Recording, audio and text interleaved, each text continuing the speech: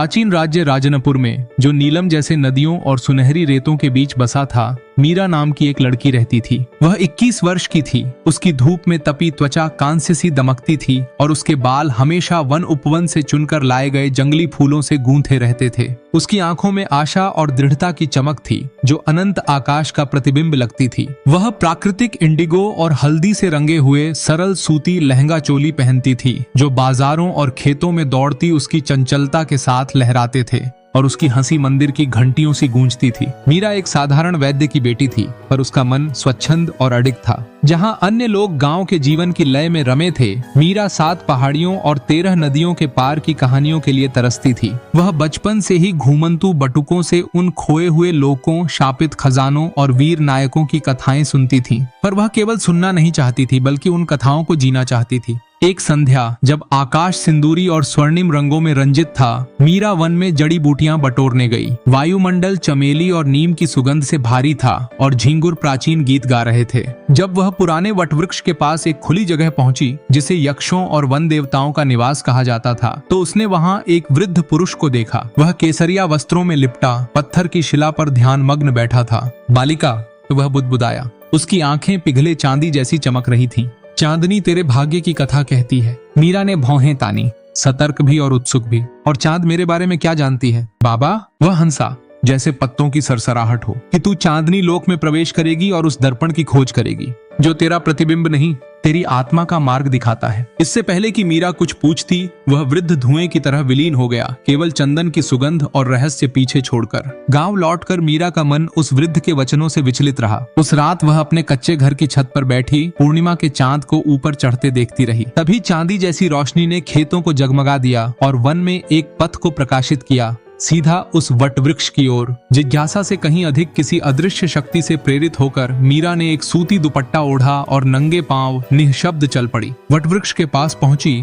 तो एक तेज हवा उसके चारों ओर घूमी और धरती हिल उठी। वृक्ष की जड़ें खुली और चांदनी पत्थर से बनी एक सर्पिल सीढ़ी धरती के गर्भ में उतरती दिखी। मीरा ने गहरा सांस लिया और अनजान की ओर कदम बढ़ा दिए। सीढ़ियां उसे एक आलोकमय कक्ष में ले गईं। केंद्र में एक सरोवर था, जिसकी चांदी जैसी जलधारा स्थिर थी। उसके ऊपर एक दर्पण लटका था, अंडाकार, बेल बूटों और कमल के आकार की नक्काशीदार किनारी वाला, एक विचित्र और शांतिपूर्ण आभा से दमकता हुआ। मीरा समीप गई और दर्पण ने झिलमिलाकर एक छवि दिखाई, पर यह उसका प्रतिबिंब नहीं था, बल्कि एक क्रिस्टल का महल था, एक तैरते द्वीप पर स्थित। चारों ओर दिव्य प्राणी मंडरा रहे थे। मीरा का हृदय धड़क उठा और कक्ष में एक स्वर गूंजा, चांदनी लोक का दर्पण तुझे चुनता है, राजनपुर की मीरा। सभी लोगों की समरसता पुनर्स्थापित करने हेतु तुझे बादलों के गढ़ से कल्प वृक्ष बीज प्राप्त करना होगा, इससे पहले कि अंधकारमय तांत्रिक वृतासुर इसे पाले। इससे पहले कि मीरा कुछ पूछे, दर्पण में एक द्वार खुला और वह खिंचती चली गई। उसकी पुकार ब्रह्मांडीय हवाओं में खो गई।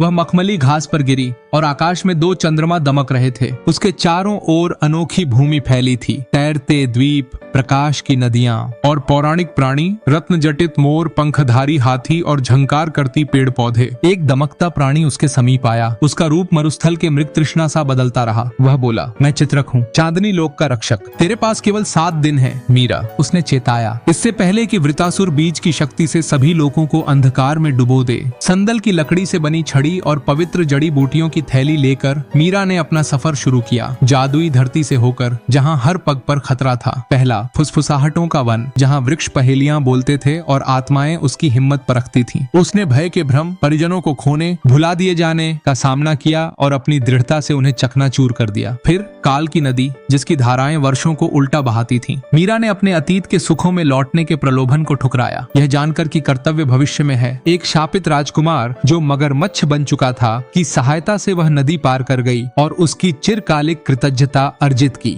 फिर आई रुद्र की अग्निरेत, जहां जलते रेत पर असुर रक्षक तैनात थे। मीरा ने फूलों की मालाएं बनाई, उनमें शांति लाने वाली जड़ी बूटियां बांधी और असुरों को गहन निद्रा में सुला दिया। अंततः वह बादलों का गढ़ पहुंची, जो आकाश में बिजली की जंजीरों से बंधा था। उसने तूफानी सीढ़ियां चढ़ी, उसके हाथ छिल गए, शरीर थक गया, पर उसका मन अडिग रहा। गढ़ के भीतर रत्नों से चमकते कक्षों में कल्प वृक्ष बीज था, जिसमें अनगिनत लोगों का जीवन दमकता था। पर वहां वृतासुर उसकी प्रतीक्षा कर रहा था, अंधकार में लिपटा, आंखों में अंगारों सी ज्वाला। तू मात्र एक कन्या है, वह फुफकारा। क्या मुझसे टक्कर लेगी? मैं राजनपुर की मीरा हूँ, वह बोली, और समस्त लोगों की प्रकाश धारा मुझ में प्रवाहित है। उनका संग्राम हुआ, उसके अंधकार के जादू बनाम मीरा की आशा का प्रकाश। अंतिम क्षण में मीरा ने अपनी जड़ी बूटियों की थैली हवा में फेंकी। पवित्र धुएं ने वृतासुर की दृष्टि को भ्रमित कर दिया। मीरा ने अपनी छड़ी से धरती को प्रहार किया और चांदनी लोक की आत्माओं को पुकारा। कक्ष हिल उठा और बीज प्रकाश वृक्ष में बदल गया, जिसने वृतासुर को शून्य में बंधित कर दिया। चांदनी लोक ने उल्लास मनाया और मीरा को लोकों की रक्षिका घोषित किया गया। उसका नाम तारों में अंकित किया गया। पर मीरा ने राजनपुर लौटने को चुना, अपने सरल जीवन, जंगली फूलों और पिता के पास। पर हर पूर्णिमा वह वटवृक्ष के नीचे बैठती, बालों में ताजा फूल गूंथती और मुस्कुराती, क्योंकि उसने एक ऐसी गाथा जी थी जिसे बटुक गाते हैं और दर्पण प्रतीक्षा करता है अगली उस आत्मा की जो स्वप्न देखने का साहस रखती है। समाप्त। अलग पार्ट के लिए चैनल सब्सक्राइब करें और वीडियो अच्छी लगी हो तो लाइक, कमेंट करना नहीं करना आपकी मर्जी।